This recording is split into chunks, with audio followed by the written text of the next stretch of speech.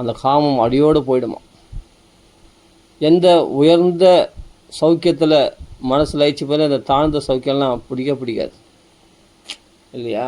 அந்த ரதி வேணும். எதில்? பகவானிடத்துல பக்தி, அதுதான் வேணும். ரதி துராபா விதுனோதி நைஷ்டிகி காமம் கஷாயம் மலம் அந்தராத்மனக. சாஸ்திரங்களில் தீர்மானமாக நிச்சயிக்கப்பட்டதே என்னென்னா கிருஷ்ண பக்தி தான், பகவன் நாமா சொல்கிறது தான். சகல சாஸ்திரங்களுடைய தீர்மானம் அப்படின்னு நம்ம பார்த்தோம். போதேந்திரால் வேதங்கள்லேருந்து எல்லாத்துலேருந்தே எடுக்கிறார். எல்லாமே தீர்மானமாக சொல்லியிருந்தானா பகவானத்தில் பண்ணக்கூடிய பக்தி தான் சொல்லியிருக்கார். அந்த பக்திக்கு பிரதானமானது பகவான் நாம சங்கீர்த்தனம். அதான் சொல்ல சாஸ்திரான் வியான் ஏவ சுநிச்சிதோன்று நாம் ஷேமஸ்ய. ஒரு மனுஷன் ஷேமத்தை அடையக்கூடிய சத்திரியக்கு வெம்புசேஷு ஹேதுஹு. அப்போது சாஸ்திரங்கள்லாம் தீர்மானமாக ஷேமத்தை அடையிறதுக்கான காரணம் எதுன்னு கேட்டால் பகவானிடத்தில் பண்ணக்கூடிய பக்தி தான். அசங்க ஆத்ம வெதிரிக்த ஆத்மனி திருடா ரதிர் பிரம்மணி நிர்குணேயா. நிர்குணேன்னா இங்கே நிர்குணம்னா அருவம்னு அர்த்தம் இல்லை.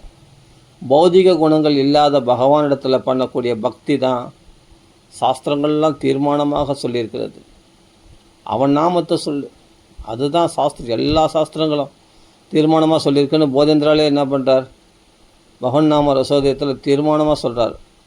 எல்லா புராணங்களும் இதிகாசங்களும் தர்மசாஸ்திரங்களும் வேதங்களும் இதை தான் சொல்கிறது அப்படின்னு சொல்கிறார். பகவானத்தில் பண்ணக்கூடிய பக்தி தான். அதுதான் இங்கே சொல்கிறார். சாஸ்திரான் வியான் ஏவ சுநிச்சிதோன்றுனாம் ஷேமஸ்ய சத்ரியக்கு விம்ருஷேஷு ஹேது அசங்க ஆத்ம வெதிரிக்த ஆத்மனி திருடா ரதிர் பிரம்மணி நிர்குணே செய்யாம். அதாவது எல்லா விஷயத்தில் உள்ள பற்றுகளை கழட்டி அறிஞ்சிட்டு அந்த ஆத்மாவுக்குள்ளே ஆத்மாவாக இருக்கிற பரமாத்மாவிடத்தில் பக்தி பண்ணுறது தான். அதுதான் சொல்கிறார். அதுதான் திருடமான ரதி பிரம்மணி நிர்குணே செய்யா. அப்படிப்பட்ட பௌதிக குணங்கள் இல்லை, அந்த முக்குணங்களுக்கு அப்பாற்பட்டு இருக்கக்கூடியது கல்யாண குணங்கள் கொண்ட அந்த பகவானிடத்தில் பண்ணக்கூடிய பக்தி தான், அதுவும் திருடமாக பண்ணக்கூடிய பக்தி தான் சிறந்ததாக சாஸ்திரங்கள்லாம் தீர்மானமாக நிச்சயம் பண்ணியிருக்கிறது. அப்போ நம்ம என்ன பண்ணணும்னா எவ்வளவும் எல்லாத்தையும் தூக்கி போட்டு உக்காந்தணும். அசங்க, எந்த விஷயத்துலேயும் சங்கம் இல்லாமல் எல்லா சங்கத்தையும் உதறி தள்ளிட்டு. நம்மளால் சங்கத்தை விட முடியல பத்தியா. ஒரு ஃபோனை நோண்டுறதை விட முடியல இல்லையா. ஒரு யூடியூப் பார்க்காம இருக்க முடியல. எவ்வளோ விஷயங்களை நம்மளால் என்டர்டெயின்மெண்ட்டு இல்லை, யாருக்கெல்லாம் ஃபோன் பேசாமல் இருக்க முடியல. அந்த சங்கத்தெல்லாம் அத்தனையும் தவிர்க்கணும். அசங்க ரொம்ப அருமையான பதங்கள் இதெல்லாம் படித்தோன்னா ஆத்ம வெதிரிக்த ஆத்மனி அப்படின்னா இந்த ஹிருதயத்துக்குள்ளே இருக்கிற அந்த பரமாத்மாவை இடத்துல பண்ணக்கூடிய திருடா ரதிர் பிரம்மணி நிர்குணே செய்யா.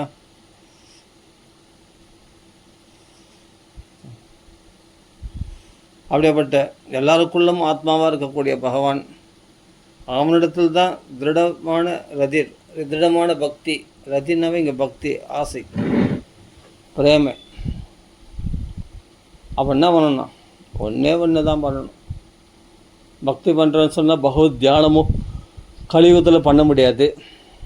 பக்திக்கு தியானம் தானே மெயின். பகவானை நினைக்கணும்னு நினச்சா எங்கே நினைக்க முடியுது? சரி, பகவான் கதாசிரவணமாவது பண்ண கதை சொல்கிறதுக்கும் ஆள் கிடையாது.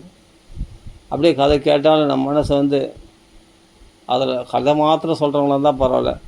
பெரிய பண்டிதர்களை போய் மாட்டின்றோம்னா அவர்கள் அந்த உபநிஷத்து அது இதுன்னு எல்லாத்தையும் எடுத்து சொல்லும்போது நம்ம சாதாரணமான எளிமையாக கதை கேட்டால் சந்தோஷமாக இருக்கும்.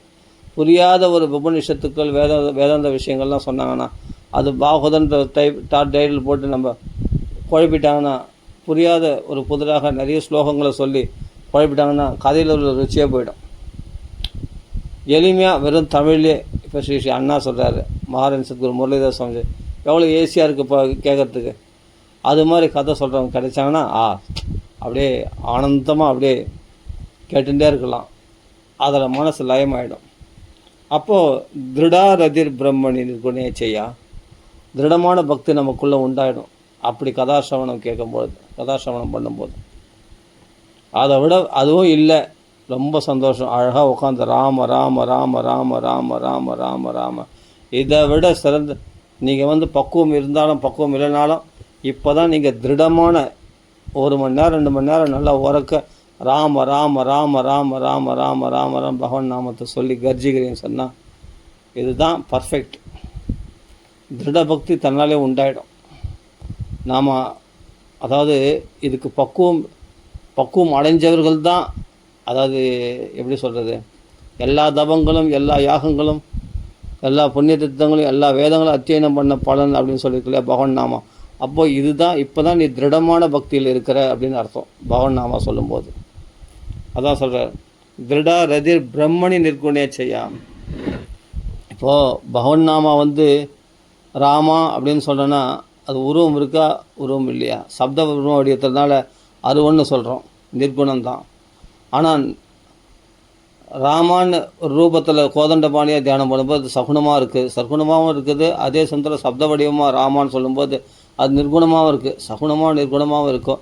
ஆனால் ஆகமொத்தம் நம்ம தெரிஞ்சுக்க வேண்டியது என்னென்னா, நிர்குணம்னா உருவமற்றது அப்படி கிடையாது, பௌதிகமான குணங்கள் அற்றது அப்படின்னு அர்த்தம். தெய்வீக குணங்கள் கொண்டது அப்படின்னு புரிஞ்சுக்கணும். அப்படியேப்பட்ட தெய்வீக குணங்கள் கொண்ட அந்த ராம நாமத்தை, அந்த ராமனை அனவரதம் நம்ம ராம ராம ராம ராம். அதாவது இதுக்கு தான் அழைச்சும் போதே நம்மளை இந்த நாம சங்கீர்த்தனத்துக்கு நம்மளை பக்குவப்படுத்துறதுக்காக தான் இந்த வழிமுறைகள்லாம் நம்ம கடைப்பிடிக்கணும். இதுதான் நாம சங்கீர்த்தனத்தில் அவ்வளோ லேசில் ஸ்ரத்தை உண்டாயிடாது. அப்போ நம்ம என்ன பண்ணணும்னா, சகல சாஸ்திரங்களும் தீர்மானமாக நம்மளை எதுக்கு கொண்டு வந்ததுன்னா நாம சங்கீர்த்தனத்துக்கு பக்குவப்படுத்துறது தான். இதுதான் பகவான் நாம் போதேந்திராலும் சொல்கிறார். அப்போது திருடாரதிர்னா உறுதியாக பற்றி கொள்ளணும் அந்த நாமத்தை. எந்த ஒரு வேணாம், எதுவும் வேணாம், நான் அதை பண்ணுறேன் இதை பண்ணுறேன்னு எதையோ பண்ணி ஏமாந்ததெல்லாம் போதும். இனிமேல்ட்டாவது நான் எதுலையும் ஏமாறாமல் திருடமாக பக்தி பண்ணுறேன்னா அது ஒரே ஒன்று தான். நீ திருடமான பக்தி பண்ணுறேன்னு என்ன அடையாளம்னா, ராமராமன்னு சொல்கிறியே, இப்போ நீ திருடமான பக்தியில் தான் இருக்கிற, அதான் அடையாளம். சா திருடா ரதி பிரம்மணி நிர்குணேச்சையா சா ஸ்ரத்தையா பகவத் தர்மச்சரி. ஆனால் மெயினாக என்ன சொல்கிற, அசங்கன்னு ஒரு பதம் போடுறாரு. சங்கத்தை விடாமல், உலகப்பட்டதில் விடாமல், உலக விஷயங்கள்லேருந்து விலகாமல் நீ நாமத்தில் திருடமாக பக்தி பண்ண முடியாது. அதான் சொல்கிறார், அசங்க ஆத்ம வதிரிக்த ஆத்மனி திருடா ரதிர் பிரம்மணி நிர்குணேச்சையா. இதுங்களா? அப்போது ஜீவாத்மாக்குள்ளே பரமாத்மாவை பிரகாசிக்கின்ற அந்த பகவானிடத்தில் திருடமான பக்தி பண்ணுறது தான் ஒரு மனுஷனுக்கு சேமமான உபாயம். இதுதான் பாதுகாப்பான ஒரு வழி. சேமன்னா பாதுகாப்புன்னு சொல்கிறது. அதுதான் இங்கே சேமஸ்ய சத்திரைக்கு வெம்புருஷேஷு ஹேது. மகான்கள்லாம் தீர்மானமாக சொல்லியிருக்கிறார்கள் இதுதான் வழின்ட்டு. ஆனால் என்னென்ன அசங்கன்னு ஒரு பதம் போட்டிருக்கு, அதுதான் ரொம்ப ரொம்ப முக்கியம். எந்தெந்த விஷயத்துலலாம் மனசு உடலோட சங்கம் இல்லாமல் இருக்கலாம், ஆனால் மனசால் சங்கம் கொண்டு இருப்போம். எதை மாதிரியாவது எதையாவது நினச்சிண்டு, இல்லை கண்ணால் எதையோ ஒன்று பார்த்துட்டு இருப்போம், காதால் ஏதோ ஒன்று. அந்த சங்கத்தெல்லாம் விலக்கி தனிமையில் உட்காந்து பகவானிடத்தில் திருட பக்தி பண்ணுறது தான் ஒரு மனுஷனுக்கு சேமமான உபாயம், பாதுகாப்பு அப்படின்னு சொல்கிறார். ஆனால் அதில் என்ன, நம்பிக்கையோடு பகவான் நாமா, அந்த நாமா சாஸ்திரத்தையா, அந்த ஸ்ரத்தை வேணும் பகவானிடத்தில். நாமத்தில் இந்த சொல்லக்கூடிய பலன்கள் எல்லாம் சத்தியம், எல்லா புண்ணிய பலன்களும், எல்லா யாகத்துடைய பலன், எல்லா யோகத்துடைய பலனும் கொடுத்துடும் அப்படின்னு, சகல தர்மங்களுடைய பலனையும் கொடுத்துடும் அப்படின்ட்டு பகவான் போதேந்திரால் அடிக்கடி திருப்பி சொல்கிறார் பாருங்கள். 5 உல்லாசம் வரையும் படிச்சிருக்கோம். அதை ஃபுல்லாக திருப்பி அவ்வளோ புண்ணியங்கள் கொடுக்கக்கூடியது, எல்லா பாபங்களையும் போகக்கூடியது, எத்தனை. ஆனால் அவர் திருப்பி சொல்லலை, அவ்வளோ சாஸ்திரங்கள் சொல்கிறதே ஒவ்வொரு சாஸ்திரத்தையும் அவர் சேர்த்து சொல்லும்போது அது திருப்பி சொல்கிற மாதிரி இருக்கும். ஆனால் இத்தனை சாஸ்திரங்களை சொல்லியிருக்குன்னு நிரூபித்து காண்பிக்கிறார் அவர். வேதங்களில் சொல்லியிருக்கு, உபநிஷத்தில் சொல்லி, புராணங்களில் சொல்லியிருக்கு அப்படின்னு அதெல்லாம் சொல்லும்பொழுது பின்ன திருப்பி சொல்கிற மாதிரி தான் இருக்கும். அவ்வளோ விஷயங்களை நிரூபிக்கிறார் இல்லையா பகவான் போதேந்திரால். அப்போ புரிஞ்சுக்கணும். அப்படின்னா அந்த நம்பிக்கை நம்ம திருடமாக இருக்கணும். இந்த நாமத்துக்கு அவ்வளோ சக்தி உண்டு. ஸ்ரத்தையா பகவத் தர்மச்சரியா, அதுதான் ஒரு பலம்.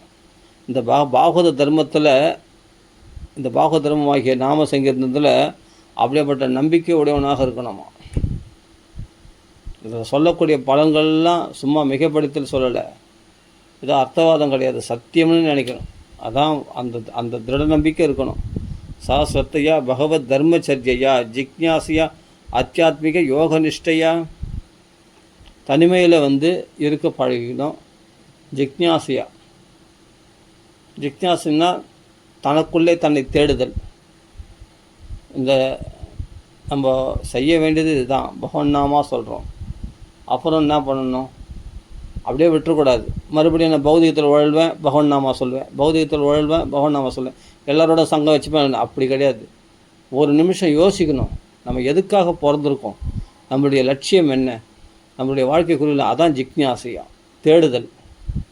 உண்மையான நம்மளுடைய கோல் என்னன்று தேடுறது, அந்த ஜிக்ஞாசையா அது இருக்கணும். ஆத்தியாத்மிக யோக நிஷ்டையா, இதெல்லாம் யோக நிஷ்டைனா உடனே அஷ்டாங்க யோகம் பண்ணுறப்ப அது இல்லை கலியுகத்துக்கு. ஆனால் இது சரி அப்படி கூட எடுத்துக்கலாம்.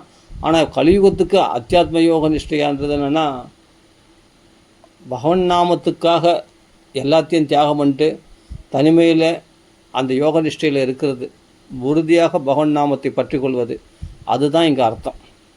அத்தியாத்மிக யோக நிஷ்டையா அப்படின்னு அந்த ஆத்மாவை தவிர வேறு ஒரு துணை நமக்கு இல்லாமல் தனிமையில் இருக்கணும்னு அர்த்தம். ஆத்ம எதை தாண்டி அண்ணாண்ட போக முடியாதோ அந்த ஆத்மாவை தாண்டி அண்ணாண்ட போக முடியாது. இந்த தேகத்தை தாண்டி மனசை தாண்டி புத்தி தாண்டி சித்தை தாண்டி ஆத்மா தாண்டி அவள் தான். அதுக்கு மேலே எல்லாத்துலேயும் ஆத்மா தான் இருக்குது. அந்த அத்தியாத்மிகம், அந்த ஆழ்ந்த நிலையில் போய் அந்த ஆத்தியாத்மிக யோக நிஷ்டையா அந்த நிலையிலிருந்து கொண்டு பகவன் நாமா, அதான் சொல்கிறேனே, பக்தி பண்ணணும். அந்த நிஷ்டையில் இருக்கணும். அப்படிப்பட்ட ஒருமுகப்பட்ட மனதோடு இருக்கணும்னு சொல்லப்படுகிறது. அதான் சொல்கிறேன், யோகேஸ்வர உபாசனையாச்ச நித்தியம். அதுதான் யார் யோகேஸ்வரர்கள், பகவன் நாமா சொல்கிறவங்க தான். அவர்களை விட சிறந்த யோகேஸ்வரர்கள் உலகத்தில் கிடையாது. அந்த மகான்களோட நம்மளால் போய் பார்க்க முடியலனாலும் அவர்களை ஸ்மரணமாவது பண்ணிக்கணும். இப்போ பகவன்னா போதேந்திர சுவாமிக்கு ஜெயின்னு சொல்கிறோம். இப்போ மாம்பழம் பெரியார் நினச்சிக்கிறோம், ஸ்ரீ அண்ணா நினச்சிருக்கோம், மகாராஜ் சத்குரு முரளிதர் சுவாமிஜி. இப்போ நாம சங்கீர்த்தனம் பண்ணுற பரம பாகவதர்களை ஸ்மரணம் பண்ணிக்கணும், அவர்களை உபாசிக்கணும். அதனை பிரகலாத நாரத பராசர புண்டரீக, ஏன் இந்த புண்ணிய பரம பாகவதான் ஸ்மராமின்னு ஏன் சொல்கிறேன்னா, அவர்களை உபாசிக்கணும். அப்போது யோகேஸ்வர உபாசனையாச்ச நித்தியம், டெய்லி ஒரு நாள் பரவாயில்ல விட்டல் அப்படிலாம் கிடையாது. தினமும் அவர்களை ஸ்மரணம் பண்ணாமல் பொழுது போகக்கூடாது. ஏன்னா அவருடைய தபஸில் 16ல் ஒரு பங்கு நமக்கு கிடைக்குமா. அவங்க தபஸை கொடுத்து தான் நம்ம நாம சொல்ல வைக்கிறாங்களே தவிர நம்ம நினச்சது தான் நாம சொல்ல முடியாது. அப்படிப்பட்ட நாம கீர்த்தனம் பண்ணக்கூடிய மகாத்மாக்கள், நாம பிரச்சாரம் பண்ணக்கூடிய மகாத்மாக்களை ஸ்மரிச்சுக்கணும். அவர்கள் தான் யோகேஸ்வரர்கள், அவர்கள் தான் உண்மையான யோகேஸ்வரர்கள்.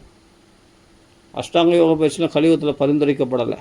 நாம சங்கீர்த்தனம் பண்ணுறவங்க தான் எல்லா எத்பலம் நாஸ்தி தபசா ந யோகேன சமாதினா தத்பலம் லபதே சம்வே கலு கேசவி கீர்த்தனார்.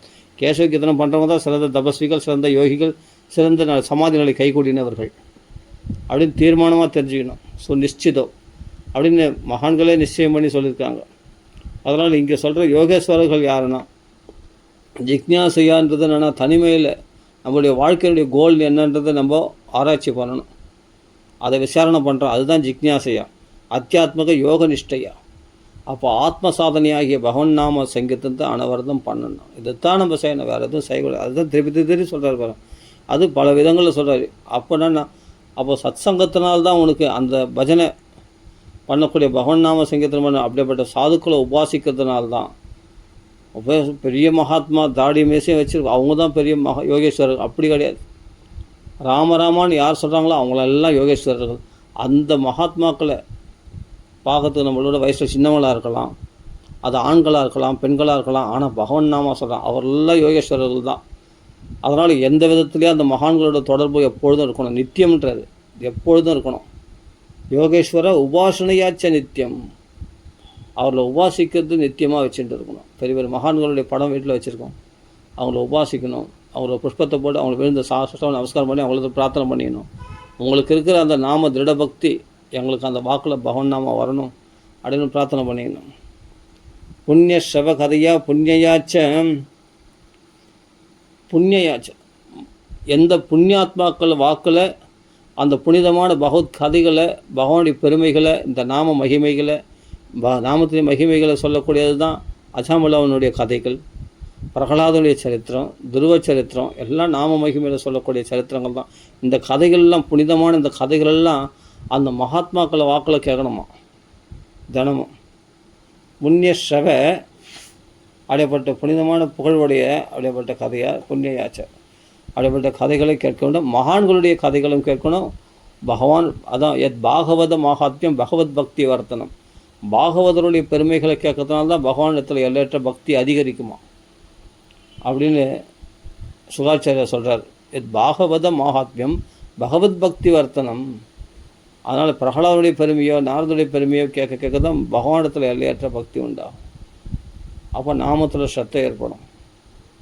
நல்லா புரிஞ்சுக்கணும். இதெல்லாம் யோகேஸ்வரர்களை உபாசிக்கணும். தினமும் புண்ணியமான மகான்கள் வாக்கில் பகவத் கதைகளை கேட்கணும். கேட்டு அதுக்கப்புறம் என்ன பண்ணணும்னா பணத்தில் மேலே உள்ள அப்புறம் புலனிச்சைகளில் ரமிக்கிற அந்த கோஷ்டிகளோடு போய் ரமிக்கக்கூடாது. அந்த கோஷ்டியை அப்படியே தள்ளிடணும். பணத்தில் ரமிக்கிறவங்க புலனின்பங்களில் சுவைக்கிறோம் இதில் பிறகு காலத்தை வீண் பொழுது போக்குறாங்களே அந்த கோஷ்டிகளோட சேரவே கூடாதான். அப்படி சேர்ந்தால் நீ நாமத்தை விட்டுருவ கோட்டை. அர்த்த இந்திரிய ராம ச கோஷ்டிய அதிருஷ்ணையா. அந்த கோஷ்டியில் சேரக்கூடாதுன்னு ஆசை அதிருஷ்ணையா. அந்த ஆசையற்றவனாக அந்த கோஷ்டியில் கொஞ்சம் மனசு மயங்கும். அது ஏதோ சரி நம்ம உறவினர்கள் தானே, நம்ம பசங்க தானே, நம்ம குழந்தைங்க தானே, அது ஏதோ டைம் பாஸ், அவங்களோட போய் ஜாலியாக பேசலாம், இவங்களோட போய் அப்படி ஒரு டைம் பாஸ் பண்ணணும்னு தோணும். ஆமாம், இப்போ மனைவி இடத்துல குழந்தைகள் இடத்துல போய் பேசணும் ஒரு ஜாலியாக. அது என்னென்னா அப்போ தான் கொஞ்சம் ஃப்ரீயாக இருக்கும். அதெல்லாம் எந்த பணத்தில் ரமிக்கிறவங்க புலன் இன்பங்களை ரமிக்கிறவங்களோட போய் சேர்ந்துக்கிட்டால் நமக்கு அதில் தான் மோகம் உண்டாகும். அதில் மோகம் உண்டாச்சுன்னா பகவான் நாமா சொல்கிறதுல எங்கே திட பக்தி உண்டாகும்? சான்ஸே கிடையாது. அதான் அர்த்த இந்திரிய ராம ரமிக்கிறவர்கள் கோஷ்டிய அதிருஷ்ணையா. அந்த கோஷ்டிகளோட ஆசையற்றவனாக இருக்கணும். அதிருஷ்ணையா தத் சம்மதானம் அபரிகிரகேனச்ச. அவர்களுக்கு பிடிச்ச விஷயத்தில் உனக்கு பிடிப்பு இல்லாமல் இருக்கணும். எப்படிலாம் நமக்கு நல்வழிப்படுத்துகிறாங்க பாருங்கள் சனகாதி முனிவர்கள். அப்போது எப்படி உன் நாமத்தை நாக்கில் தக்க வச்சுக்க முடியும்னா, உன் மனசில் தக்க வச்சுக்க முடியும்னா இதெல்லாம் கடைப்பிடிக்கணும். இதெல்லாம் நீங்கள் பர்ஃபெக்டாக இருந்துட்டுன்னா உன்னை மாயை என்ன பண்ண கலிபுருஷன் என்ன பண்ணுவோம் பண்ண முடியாது. அப்போ திருடபக்தியோட பகவானுடைய கதைகளை கேட்கணும். அப்போ தான் நாமத்தில் சத்தை ஏற்படும். எல்லாம் நாமத்துக்கு கொண்டு வரதுக்கு தான். அப்போ பகவத் கதைகளை மனசோழலை விட்டு நீ ராம ராம ராம ராமான்னு சொல்லும்போது அந்த ராமருடைய குணங்கள், ராமர் காட்டுக்கு போனது, சீதையை பறி கொடுத்தது, அது பிறகு விராதனை வதம் பண்ணது, அபந்தனை வதம் பண்ணது, ராலியை வதம் பண்ணி சுக்கரனோட சக்கியம் பண்ணது, சீதையை ஆசிரமில் கண்டுபிடிச்சது, ராவண கும்பகர்ணாதிகளை வதம் பண்ண சீதையை தன் திருவடியில் சேர்த்துக்கிந்து முதல் கொண்டு எல்லாம் அப்படியே நம்ம மனசில் அப்படியே ஓடிகிட்டே இருக்கும். அப்போது அப்படிப்பட்ட கதைகள் எல்லாம் மனசு ரூடமாகும் போது ராம ராம ராம ராம சீதை என்ன பண்ணாலும் 10 மாதம் அதுதான் நம்ம செய்யணும். ராம ராம ராம ராமன்னு கத்தின்னு இருக்க வேண்டியது தான். ஏமான்னா நம்ம மாட்டின்னு இருக்கோம். அவன் லங்கையில் மாட்டிருக்கா, நம்ம லிங்க சரீரத்தில் மாட்டின்னு இருக்கோம், நம்மளும் சம்சாரத்தில் மாட்டின்னு இருக்கோம். அப்போ நம்மளை கரையேற்றத்துக்கு பகவான் வரணும் இல்லையா, ராமர் வரணும் இல்லையா. அப்போ ராமநாம சொல்லி தான் ஆகணும். அதான் சொல்கிறார் தத் சம்மதானம் அபரிக்கிரகேனச்ச. அவர்களுக்கு இந்த லோக விஷயத்தில் வாழக்கூடியவர்கள் பகவான் நாமே சொல்ல மாட்டாங்க. என்ன சொன்னாலும் பகவான் நாமா சொல்ல மாட்டாங்க. நம்ம வீட்டில் இருக்கிறவங்களே அவளை 1000 கழுதியாக கத்தினா கூட அவங்க நம்ம மட்டும்தான் பகவான் நாமா சொல்லுவோம். அவங்க சொன்னால் கூட சொல்ல மாட்டாங்க. ஏன்னா அவர்களுக்கு என்னென்னா பணத்து மேலே தான் ருச்சி இருக்குது. உடலின்பங்களில் ருசியாக சாப்பிட்ணும், அனுபவிக்கணும், அங்கே போகணும் இங்கே போகணும், வெளி கேளிக்கைகள் அதில் அவங்க ரமிக்கிறாங்கன்னு சொல்லிட்டு அவங்களுக்கு ஏற்ற மாதிரி நம்ம இறங்கி போயிட்டோம் வச்சுக்கோ. நம்ம என்ன பண்ணோம், நம்ம பக்தியை கோட்டை விட்டுருவோம். அதான் சொல்ல அத்த இந்திரிய ராம ச கோஷ்டியா அதிருஷ்ணையா. அந்த பணத்துலேயும் புலனின்பங்கள்லையும் ரமிக்கக்கூடிய அந்த கோஷ்டியில் சேராமல் இருக்கணும். சம்மதானம் அவர்களுக்கு சம்மதமான விஷயத்தில் ஈடுபடக்கூடாது. நமக்கு அவங்களுக்கு பிடிச்ச விஷயம் நம்மளுக்கு பிடிக்காமல் இருக்கணும். அவர்களுக்கு என்னென்னா வேறு விஷயம்லாம் போகணும். சினிமா போகணும், பார்க்கு போகணும், பேசி போகணும், ஜாலியாக போகணும், எங்கன்னா டூருக்கு போகணும், சந்தோஷமாக இருக்கணும், கண்டதை சாப்பிடணும், கண்ட கேளிக்கைகளில் ஈடுபடணும், பல புலனின்பங்கள் பணத்தை வச்சு கார் வாங்கணும். அப்போ அவர்களுக்கு பிடிச்ச விஷயங்களில் நம்மளுக்கு பிடிப்பு இல்லாமல் இருக்கணும். நமக்கு என்னென்னா பகவானுடைய கதைகளை கேட்கணும், பகவான் நாம சொல்லணும். இன்றைக்கி எப்படியாவது ஒரு 2 மணி நேரம் நாம சங்கீர்த்தனம் பண்ணணும். அந்த நாமத்துடைய மகிமையை கேட்கணும், போதேந்திர வாக்கில் பாகவதம் கேட்கணும், பகவானுடைய குணங்களை ஆரம்பிக்கணும், பகவத் கதைகளை கேட்கணும். நம்மளுடைய எண்ணங்களே வேறு மாதிரி இருக்குது. தனிமையில் நம்ம யோசிக்கணும், நம்ம யார், எங்கேருந்து வந்தோம், நம்மளுடைய உண்மையான நிலை என்ன, நம்ம இந்த உடல் இல்லை ஆத்மா, இதெல்லாம் விசாரம் பண்ணணும் இல்லையா? அப்போது நம்மளுடைய கோலே வேறு மாதிரி இருக்குது, நம்ம லட்சியமே வேறு மாதிரி இருக்குது. ஆனால் அவங்களுடைய லட்சியம் வேறு மாதிரி இருக்கும். அதனால தான் தத் சம்மதானம் அபரிக்கிரகைன்னு. அப்போ அவங்களுக்கு பிடிச்ச விஷயத்தில் நம்மளுக்கு அபரிக்கிரகைனச்சே பிடிப்பு இல்லாமல் இருக்கணும் அப்படின்றார் விவேக். அதனால் என்ன பண்ணணும்னா சரி, அது எப்படி அவங்கள அப்போ எப்படி என்ன பண்ணுற அவர்கள் வீட்டில் இருக்கணும். அப்போ தனிமையில் போன்ற விவிக்த ருச்சியாக நீ அந்த கோஷ்டியில் சேரத்தில் ருச்சியை வளர்த்துக்காத, தனிமையில் இருக்கிறதுல ருச்சியை வளர்த்துக்கோ அப்படின்னு சொல்கிறார். விவிக்த ருச்சியா பரிதோஷ ஆத்மன்னு வினா ஹரேர் குண பீயூஷபானாத்து. பகவானுடைய கதைகள் தனிமையில் இரு, ஆனால் எப்பொழுதும் தனிமையில் இருக்காத. மகான்கள் என்னன்னா பாகவதம் நடக்குது, ராமாயணம் நடக்குதுன்னா அந்த இடத்த தவிர மற்ற நேரத்தெல்லாம் தனிமையில் இரு. எங்கேயாவது பகவத் குணங்கள் சொல்கிறாங்கன்னா நான் தனிமையில் இருப்பேன் அப்படின்ட்டு அங்கே வீம்பு பிடிக்காத. அந்த இடத்துல ஹரேர் குண பீயூஷபானாத்து, அந்த ஹரினுடைய குணங்கள் என்ற பாயசம் பருக்கிறதுலேருந்து விலகி இருக்காத. அது கிடைச்சா உடனே போய் உட்காந்துரு. பகவத் குணங்களை சொல்கிறாங்கன்னா பரவாயில்ல. பகவான் வேறல்ல, பகவான் நாமா வேறல்ல. நல்லா புரிஞ்சுங்க. பகவானுடைய மகிமை சொல்கிறேன்னா பகவான் நாமத்துடைய மகிமை தான் அது. அப்போது அது கேட்குறதுக்கு மனசில் ஈடுபாடு ஆயிடுச்சுன்னா அப்போது பக்தி புஷ்டி அடையும். அப்போ இன்னும் கொஞ்சம் கொஞ்சம் நம்ம அதிகமாக சொல்லுவோம் இது கதைகளை கேட்டும்போது. அப்போது வினா ஹரேர் குண பீயூஷபானாத், அந்த இடத்த தவிர பாகவத மேலே நடக்கிற இடத்த தவிர மற்ற இடத்துலலாம் நீ தனிமையில் இருக்க பழகிக்கும். அதில் ருச்சியை வளர்த்துக்கோ அப்படின்றார். விவிக்த ருச்சியா அப்படின்றார். அதே சமயத்தில் யாருக்கும் நம்மளால் தொல்லை ஏற்படக்கூடாது. மனசால் கூட பிறருக்கு தீங்க நினைக்கக்கூடாது. அஹிம்சையா நல்லா புரிஞ்சுங்க. பிறருக்கு மனசால் கூட தீங்கு நினைக்கக்கூடாது. அதே சமயத்தில் யாருக்கும் நம்ம தீங்கு பண்ணக்கூடாது. மற்றவங்களாலே நம்ம தீங்குக்கு உட்படக்கூடாது. அதனால தான் தனிமையில் இருன்னு சொல்கிறது. தேவையில்லாத பேச்சு, தேவையில்லாத வாந்தகம், அவங்கள பற்றி இவங்கள பற்றி ஏதோ வாய் மேலணும் வந்தாங்க அவர் மரியாதை கொடுத்து பேசணும், அதெல்லாம் ஒன்றும் தேவையில்லை. இந்த படோடப்பமே வேணாம். வெளிப்புறமான மரியாதை யாருக்கும் கொடுக்க வேண்டிய அவசியமே இல்லை. அவங்க நம்மளை புரிஞ்சுக்கிட்டோம், புரிஞ்சுக்காட்டி போட்டோம். அதுங்களா நம்ம பாட்டு மௌனமாக இருப்போம். எதனா பேச்சு கொடுக்கணுன்னா கொஞ்சம் நாமா சொல்லுங்கன்னு சொல்லுவோம், அவ்வளோதான். சொல்ல விருப்பம்லாம் சரிங்க அப்படின்ட்டு கம்முன்னு விட்டுருங்க, அவ்வளோதான். ஏதோ அவங்க மெச்சினுக்காக சிரிச்சின்னு நம்ம ஜாலியாக பேசணும்னு அவசியம் இல்லை. ஏதோ வாய் மேலணும் வந்தவர் நம்மளை இங்கே தேடி வந்திருக்காரு, சரி அவர் கொஞ்சம் டைம் பாஸ் ஆகணும், அதனால் அப்படிலாம் கிடையாது. அப்படிலாம் அப்படியே பேச்சு கொடுக்க தான் அப்புறமா நம்ம பௌதிகமாக ஃபுல்லாக அவங்களுக்காக நம்ம என்ன பண்ணால் பௌதிகத்தில் இறங்கிடுவோம். அப்படி இருக்கக்கூடாது. அதனால் தனிமையில் இருக்க பழகணும். அப்படியே யாருன்னா வந்தாங்கன்னா அவங்களுக்கு பகவத் குணங்களை பற்றி பேசணும், பகவான் நாமத்தை அது பேச இல்லைன்னா பேச வேண்டிய அவசியமே இல்லை. அதுதான் சொல்கிறார், யாருக்கும் இம்சை பண்ணக்கூடாது. அதே சமயத்தில் நாம் இம்சிக்கப்படக்கூடாது. அவங்களாலே நம்ம டிஸ்டர்பன்ஸ் ஆகக்கூடாது. நார்மலாக இருந்தாவே போதும். அஹிம்சையா பாரம அம்ச தர்மச்சர்ஜை பாரம் ஹம்சச்சர்ஜையா. எல்லா இடத்துல இருந்துக்கிட்டே உண்மையிலே சொல்ல போனால் சன்னியாசி மாதிரி இருக்கணும். அப்படி தான் இங்கே பாரம அம்சன்னா அன்னமானது அன்னபக்ஷி பரம அம்சபக்ஷி என்ன பண்ணுமா, பாலம் தண்ணியை வச்சா பாலம் மாத்திரம் எப்படி பருகுமோ அது மாதிரி பிரிக்க தெரியும். பரம அம்சர்கள் தர்மத்தை கடைப்பிடிக்கணும். பரமஹம்சர்கள் ஆகிய மகான்கள்லாம், சாதுக்கள்லாம், பாகவதர்கள்லாம் பகவத் குணங்களை தவிர, பகவத் விஷயத்தை தவிர மற்ற விஷயங்களில் மனசை எப்படி எடுத்துருவாங்களோ, ஈடுபட மாட்டாங்களோ அது மாதிரி அந்த தர்மத்தை சரியையா அதை கடைப்பிடிக்கணுமா. அதான் சொல்ல பரமஹம்சிய சரியையா. ஸ்மிருத்யா முகுந்தா சரிதா கிரிய சீதுனா யமேர் அகமேர் நியமே ச அப்பியனிந்தையா நிரீகையா தொந்த திதிக்ஷையாச்ச.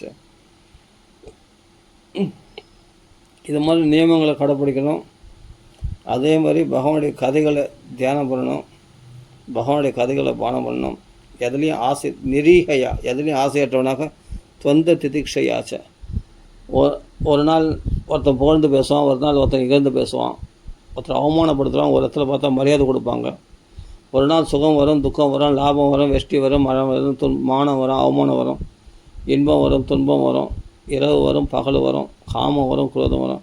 எல்லாத்தையும் பொறுத்து கொள்ள பழகிக்கணுமா. தொந்த திதிக்ஷையாச்ச, அத்தனையும் சகித்து கொள்ள பழகிக்கோ. அவ்வளோதான். மௌனமாக இரு. யார்த்துல பரவாயில்ல, எதனா தவறே பண்ணால் கூட அவங்க இடத்துல கோபிச்சு வார்த்தையை விட்டுறாது. மௌனத்தை திதிக்ஷை பொறுத்துக்கோ, அவங்க பண்ணக்கூடிய இம்சைகளை பொறுத்துக்கோ. ஆனால் நீ யாருக்கும் இம்சை பண்ணாது. அஹிம்சையா, பாரமம்ச சர்ஜையா, பாரமம்ச தர்மங்களை கடைப்பிடிக்கக்கூடியவனாக இருக்கணும்.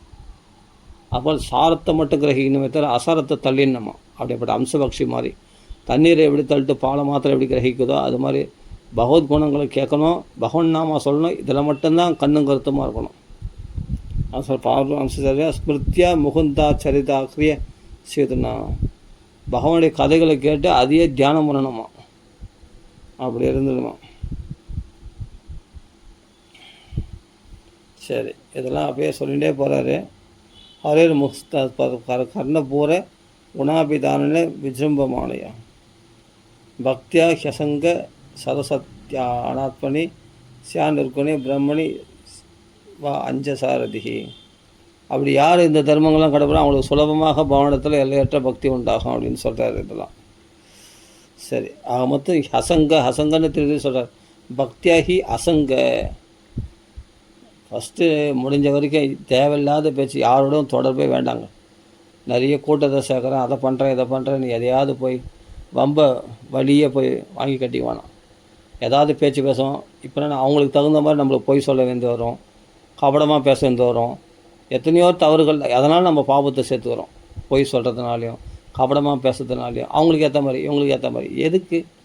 அதை விட நேர்மையாக பேசிட்டு நிம்மதியாக தனிமையில் இருந்துட்டு போகலாம். அதான் சொல்கிறேன், விவிக்த ருச்சியாக தனிமையில் இருக்கிறது ருச்சியை வளர்த்துக்குவோம். வேணாம், எந்த சங்கமும் வேணாம். சத் சங்கம் போனோமா, பகவத்கீதை பண்ணோமா, அத்தோட வேறு எந்த பேச்சும் பேசக்கூடாது. வந்து நேரம் உடனே காட்டிடணும். அவ்வளோதான். அதுக்கப்புறம் உட்காந்து சத் சங்கம் பார்த்தா 1 மணி நேரம் தான் நடக்கும். ஆனால் இவங்க பேசுறதை பார்த்தா 5 மணி நேரம் பேசுவாங்க. அவ்வளோதான். அப்படியே உட்காந்துருவாங்க. அப்புறம் அங்கே போகலாமா இங்கே போகலாம். அவ்வளோதான். அப்போ எதுக்கு சத் சங்கம் கொண்டது? வேஸ்ட்டு. ஓட்டக்கூடத்தில் நீர் வாத்துன மாதிரி. சத் சங்கம் பேசணும், சத் சங்கம் மட்டும்தான் அங்கே பேசணுமா. அவள்தான். அத்தோட பகவான் நாம சொன்னோமா, கீர்த்தனை பண்ணோமா, அத்தோட வீட்டுக்கு கிளம்பி வந்து தனிமையில் இருக்க பழகிக்கணும். அதுதான் இங்கே சொல்கிறார். வினா ஹரே குண பீயூஷ பானாத். பகவானுடைய குணங்களை பற்றி பேசுகிறோம், இல்லை நாமசங்கத்தை பற்றி பேசுகிறோம். அந்த டைமை தவிர மற்ற நேரத்தில் விவிக்த ருச்சியாக தனிமையில் இருக்க பழகிக்கணும். அந்த சமயத்தில் தான் சத் சங்கம் சேரணும். மற்ற உலக விஷயங்களில் பேசுகிறாங்கன்னா அந்த இடத்து கோஷ்டியை விட்டு விலகிடணும். சகோஷ்டி அதிருஷ்ணையா, அந்த கோஷ்டியிலேருந்து விலகிடணும். ஆசையற்றவர்களாக தத் சம்மதானம் அபரிக்கிரகேனச்ச. அவளுக்கு பிடிச்ச விஷயத்தில் பிடிப்பு இல்லாமல் இல்லை எனக்கு கொஞ்சம் வேலை இருக்குன்னு டக்குன்னு வந்துடுங்க. அவ்வளோதான். இல்லை இதை சாப்பிட்டு போங்க, அதை பண்ணிட்டு போங்க, இதை பண்ணிட்டு போங்க, கொஞ்சம் இங்கே இருந்துட்டு போங்க அப்படின்னு என்ன சொன்னாங்கன்னா வேணாம், கிளம்பி வந்து நேரணும். அவளுக்கு பிடிச்ச விஷயத்தில் பிடிப்பு இல்லாமல் இருக்கணும். இதெல்லாம் சொல்லிக் கொடுக்குறாங்க சனகாதி முனிவர்கள். பாகவத்தை பட்சா தானே இதெல்லாம் தெரியும். எப்படி நம்ம தர்மத்தை காப்பாற்றிக்கணும். பாகவத் தர்மத்தை பகவத் தர்மச்சரியா, அந்த பாகவத் தர்மத்தில் ருச்சியை வாழ்த்துக்கணும். அப்போது அலௌகிக ரதி, நைஷ்டிக ரதி, அப்போ சுத்தமான பக்தி நமக்குள்ளே உண்டாகுமா. அந்த நிர்குண செய்யா, அந்த நிர்குண பக்தி நமக்குள்ளே உண்டாகுமா. அப்படின்னா என்னென்னா பௌதிக குணங்கள் களங்கமில்லாத சுத்தமான பக்தி நமக்குள்ளே நைஷ்டிக ரதி. நைஷ்டிகனா சுத்தமான பக்தி, பலனை எதிர்பார்க்காத தூய பக்தி நமக்குள்ளே பிரகாசிக்குமா. பகவானிடத்தில் பண்ணக்கூடிய திருடமான பக்தி தான் க்ஷேமத்தை கொடுக்கக்கூடியது, பாதுகாக்கக்கூடியது அப்படின்னு இதெல்லாம் சனகாதி முனிவர்கள் சொல்கிறாங்க. இதெல்லாம் இயற்கையிலேயே திருச்சக்கரவர்த்திகள் இருந்தாலும் மகான்கள் வாக்கில் கேட்குற பாக்கியம் கிடைக்கும். அப்போ இப்படிப்பட்ட உபதேசங்கள்லாம் கேட்ட அவர் உங்களுக்கு நான் பதிலில் என்ன செய்ய முடியும்? குருமார்களுக்கு ஒரு சிஷ்யன் என்ன பதில் செய்ய முடியும்? என்ன தான் கொடுக்க முடியும்? அவனுக்கு சொத்து சுகத்தை எல்லாத்தையும் எழுதி கொடுத்தா கூட அதெல்லாம் ஒரு குருனுடைய வழிகாட்டுதலுக்கு பதிலாகுமா? ஆகாது. அப்படி யாருன்னா குருவுக்கு நான் இதை பண்ணுறேன், நான் அதனால் என் கடனை அடைச்சிட்டேன் அப்படின்னு சொன்னான்னா ஜனங்கள்லாம் பரிகாசம் வினோத பார்த்து ஏதோ புதுசாக இவன் வித்தியாசமானவனாக இருக்கானே இவன் அப்படின்னு சொல்லிட்டு சிரிப்பாங்களாம் ஜனங்கள். ஆமாம். வினோத பாத்திரம்னு சொல்லுவாங்க. துஷ்யத் அதப்பிரகரணோ ஸ்வகிருதேன நித்தியம் கோ நாம தத் பிரதிகரோதி வினோத பாத்திரம். ஒரு குருநாதருக்கு நான் பதிலுக்கு பதில் செய்யணும்னு சொன்னால் அவன் ஒரு வினோதமானவனா, வினோத பாத்திரமாவன். அப்படி ஜனங்களுடைய பரிகாசத்துக்கு ஆளாயிடுவாங்க. புரிஞ்சுக்கணும். ஈத்ருஷி பகவதோ கதிர் ஆத்மவாதே ஏகாந்ததோ நிகமிபி பிரதிபாதிதானக துஷ்யந்தி அதப்பிரகருணக. அதனால் நீங்கள் பண்ண கருணையினாலேயே நீங்கள் சந்தோஷம் அடையுங்கள். உங்களுக்கு பதில் செய்ய சக்தியற்றவன் நான் உங்களுடைய சிஷ்யன் அப்படின்னு பிருது சக்கரவர்த்தி இங்கே சனகாதி முனிவர்களை பார்த்து சொல்கிறார். பகவானிடத்தை பக்தி உண்டாக்கக்கூடிய, அப்படியேப்பட்ட பகவானிடத்தில் ஏகாந்தமான பக்தி செய்யக்கூடியவர்கள் நீங்கள். எங்களுக்கு அருமையான இந்த ஆத்மஞான உபதேசம் செய்தீர்கள், எங்களுக்கு வழிகாட்டினீர்கள். உங்களுக்கு பதிலுக்கு பதில் நான் செய்யக்கூடாது, அப்படி செய்யவும் முடியாது.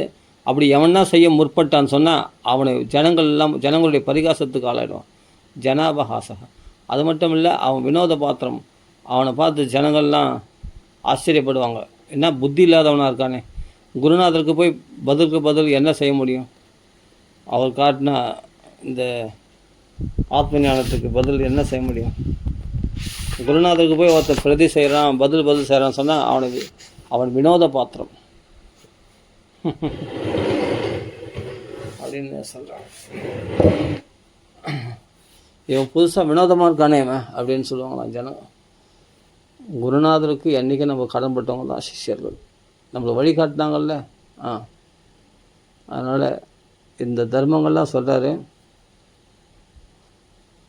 சும்மா ஏதோ இன்றைக்கி டக்குன்னு அப்படி தோணுச்சு, இதை பார்த்தேன், படித்தேன். சரி, இதை அப்படியே உங்களோட ஷேர் பண்ணிக்கணும்னு ஆசையாக இருந்தது. அதனால் இந்த சனகாதி முனிவர்கள் சொல்லக்கூடிய விஷயத்தை ரொம்ப சுருக்கமாக தான் நிறைய சொல்லியிருக்காரு. அதை நம்ம சுருக்கமாக பார்த்துருக்கோம். இதுவே ஓரளவுக்கு பார்த்துருக்கோம். இருந்தாலும் இதை நல்லா இன்னும் விளக்கமாக சொல்லலாம். போதும், இதுவே ஏதோ உங்களோட ஷேர் பண்ணணுன்னு ஆசையாக இருந்தது, அதனால் ஷேர் பண்ணிட்டேன், அவ்வளோதான். அதனால் இதில் சொல்லக்கூடிய இந்த வார்த்தைகள்லாம் எவ்வளோ அருமையாக இருக்க பாருங்கள். அஸ்தியவ இயற்கையிலேயே அவருக்கு பக்தி இருந்தால் கூட ஆனால் கேட்டதுனால சொல்கிறாங்க சனகாதி முனிவர்கள் பிருது சக்கரவர்த்திக்கு எப்படிப்பட்ட பாக தர்மத்தை எப்படி கடைப்பிடிக்கணும் அப்படின்றது சொல்கிறார். அத்தியாத்மிக யோக நிஷ்டையா. இந்த வார்த்தைகள்லாம் செம்மையாக இருக்குது. ஜிக்ஞாசியா அத்தியாத்மிக யோக நிஷ்டையா. உன்னையே நீ எண்ணிப்பார், இந்த உலகத்தில் எது சொந்தம் யோசித்துக்கு ஃபஸ்ட்டு நம்ம தனிமையிலிருந்து ஃபஸ்ட்டு உன்னுக்குள்ளே இருக்கிற குறைய என்னன்னு முதல் பாடுறா. நீ ஏன்டா அடுத்தவங்க குறைய பார்க்குற அப்படின்னு சொல்கிறாங்க இல்லையா, அதுதான் ஜிக்ஞாசியா. ஃபஸ்ட்டு உன்னை பற்றி யோசி. நான் எதுக்காக வந்திருக்கேன்? இந்த அம்மா தான் எங்கள் அம்மாவா? இந்த அப்பா தான் என் அப்பாவா? என்னுடைய உண்மையான நிலை என்ன? ஏதோ சாஸ்திரங்கள்லாம் சொல்லியிருக்கேன், நான் ஆத்மான்னு சொல்லியிருக்கேன், இந்த உடல் இல்லைன்னு சொல்லியிருக்கேன், அப்படின்னா பகவன் நாமா சொல்லியிருக்கேன். அப்போ நான் என்ன செய்கிறேன்? நான் எதுக்காக வந்திருக்கேன்? நான் என்ன தேவையில்லாத விஷயங்கள்லாம் செய்துருக்கேன்? இந்த ஜிக்ஞாசியா. அதுபோல் தனக்குத்தானே தனக்குள்ளே இருக்கிற குறைகள்லாம் நீக்கி அப்படி அத்தியாத்மிக யோக நிஷ்டையா. இதுவே நம்ம ஆத்ம விசாரம் பண்ணுறதே சிறந்த யோக நிஷ்டையா, அத்தியாத்மிக யோக நிஷ்டையா. அந்த ஆத்ம விசாரம் பண்ணணுமா கண்டிப்பாக. அந்த ஆத்ம விசாரம் பண்ணி நமக்குள்ளே தெளிவுபடுத்திக்கின்னு அப்போது பக்தி திருடா ரதிர் பிரம்மணி நிற்குணே செய்யா. அதாவது திருடமான அந்த பக்தி பகவன் நாம சொல்கிறதுல முழுசாக எடுப்படுறதுல நாம் சத்த காமினோம். சத்தையா பகவத் தர்மச்சரியா.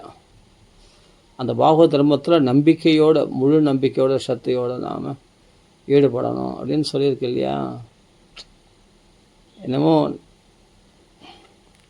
அப்படியே அதில் இருக்கிறத அப்படியே ரிப்பீட் பண்ணுறேன், அவ்வளோதான். இது ரொம்ப பெருசாக வியாக்கியானம்லாம் பண்ணுவாங்க மகான்கள்லாம், நம்மளுக்கு அதெல்லாம் தெரியாது. இருக்கிறத அப்படியே சொல்லிட்டு போகிறேன், அவ்வளோதான். அது ஸ்லோகத்துக்கு அர்த்தம் சத்தையான நம்பிக்கையோடு இருக்கணும், அதுதான். அப்படியே தெரிஞ்சதை அப்படியே சொல்லிட்டு போயிடுறேன், அவ்வளோதான். இது பெருசாக வியாக்கியானம் பண்ணுறதுலாம் வேணாம். அது எதுக்கு அது குழப்பி அது ரொம்ப நேரம் வியாக்கியானம் பண்ணலாம், வேணாம். இப்போ தான் தெளிவாக அப்படியே ஸ்லோகத்துக்கு அப்படியே அர்த்தம் சொல்லிட்டு போனால் ஈஸியாக இருக்கும், அதனால் அப்படியே சொல்லிடுறேன். அதனால் சத்தையா பகவத் தர்மச்சே. பாகவத் தர்மத்தில் நாம் அப்படி சத்தையோடு நம்பிக்கையோடு ஈடுபடணும் இந்த நாமா சொல்கிறதில்ல அப்படின்னு இதெல்லாம் சொல்லியிருக்கு. அப்போது அசங்க அப்படின்னு பதம் இருக்குது. ரெண்டு இடத்துல அசங்கன்னு சொல்கிறாரு. சங்கத்திலேருந்து விலகி, சங்கத்திலேருந்து விவிக்த ருச்சியான்னு வேறு தனியாக சொல்லிட்டார். தனிமையில் ருச்சியை வளர்த்துக்கோ, தனிமையில் ருச்சியான்றது ருச்சி வளர்த்துக்கோ. ஈஸியாக புரிந்து பாருங்கள் தமிழ் மாதிரி. விவேக்தனா தனிமையில் இருக்கிறதுல ருச்சியை வளர்த்துக்கோ. புரியுதுங்களா? யாருக்கையிலும் வேணாம், தேவையில்லாத பாருங்கள். அதுக்கு தான் 11வது ஸ்கந்தத்தில் சொல்கிறாரு, ஒரு பெண்ணானவள் என்ன பண்ணால் நிறைய கையில் வந்து நிறைய வளையல் போட்டிருந்தாலாம். அப்போ அவள் நெல் குத்தும் போதுனா சலகுன்னு ஒரே சத்தம் கிடையாது. இந்த சத்தம் டிஸ்டர்பன்ஸாக இருக்குது மற்றவங்களுக்கு. அதனால் என்ன பண்ணால் எல்லா வழியிலும் கழட்டினா 2 வழியில் மட்டும் வச்சுட்டு குத்தினான். கையில் 2 இந்த கையில் 2 வழியில், அந்த கையில் 2 வழியில். இப்போவும் அந்த உரல் குத்தும் போது சல் சத்தம். இப்போவும் பார்த்தா பெருசாக சத்தம் கேட்கல, நிறைய வழியிலும் போது கலகலன்னு சத்தம் கேட்குது.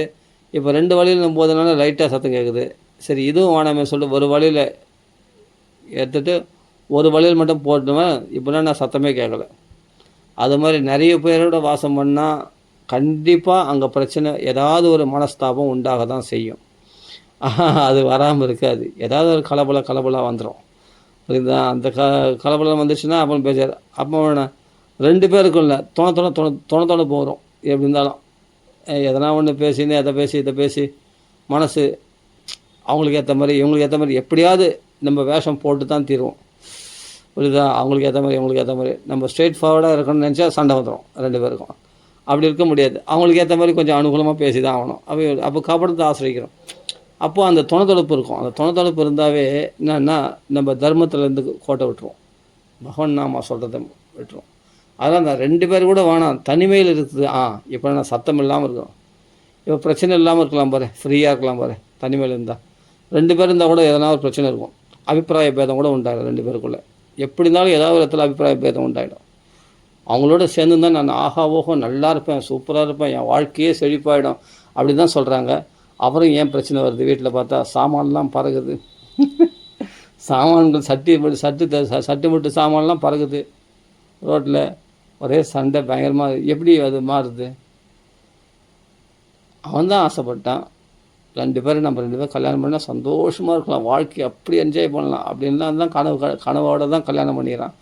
ஆனால் கட்சியில் பார்த்தா அபிப்பிராய பேதம் வரும்போது தான் அப்பா அவர்களுக்குள்ளே இருக்கிற எல்லா பூதம் பேதம் பிசாசு ராட்சசம் அசுரம் எல்லாம் வெளியே வரான். அப்போ தான் மிருகங்கள் எல்லாம், சிங்கம் புலி எல்லாம், மதம் புற்றி யானை எல்லாம் வெளியே வருது. அப்போ தான்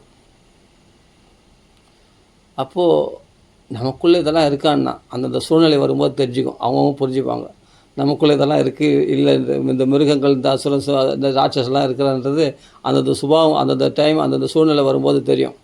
அப்போ நம்மளுக்குள்ளே அதெல்லாம் வெளியே வரும், அந்த பூத பேத விசுவாசங்கள்லாம் வெளியே வரும். அப்போது அது இப்போ என்னென்னா 2 பேருக்குள்ளே பேச்சு வந்தால் கூட அது கூட தொடர்பு இருக்கும், அதோட பிரச்சனைகள் பெருசாக இருக்கும். அதனால் ஒத்து போகிறதுன்னா அனுகூலமாக இருந்துட்டால் அவங்கள பற்றி பேச்சே கிடையாது, அவங்க சந்தோஷமாக இருப்பாங்க. ஒருத்தர் அனுகூலமாக போகிறாங்கன்னா சந்தோஷமாக இருக்கலாம். அனுகூலம் இல்லை பேதப்பட்டு பேசினானா பெரிய சண்டையாகிடும் இல்லையா? ஆமாம். நான் ஒத்துமையாக இருக்கிற ஜோடிகளை சொல்ல வரல. ஒத்துமையாக இருக்கிறவங்க நல்லா தான் இருக்காங்க, சூப்பராக இருக்காங்க, அவங்க சந்தோஷமாக தான் இருக்காங்க, அனுகூலமாக இருக்கிறாங்க, குடும்பம் நல்லா தான் போயின்னு இருக்கு. ஆனால் ஒத்துமை இல்லாதவங்கள சொல்கிறேன், அது மாதிரி இருக்காங்க இல்லையா? எப்படிலாம் கனவு கண்டேன், இப்படி இருப்பாங்க அப்படி இருப்பாங்க, நமக்கு அடங்கி வரணும் அப்படின்னா நாம் அடங்கி போகிறதா இல்லை. அப்போது ஒருத்தர் விட்டு கொடுத்தா தானே வாழ்க்கை நடக்கும். சரி, அதனால் சரி அது கூட வேணாம் அப்படின்னா தனிமையில் இருக்கிறது தான் பெஸ்ட்டு.